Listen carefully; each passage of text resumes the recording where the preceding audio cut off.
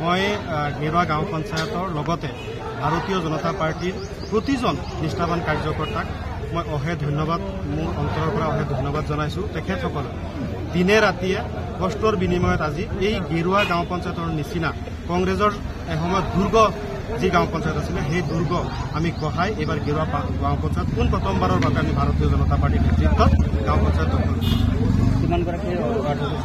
আজি আমাৰ 8 গৰাকী মেম্বাৰে আমাৰ সভানেত্ৰীক সমৰ্থন দিছে।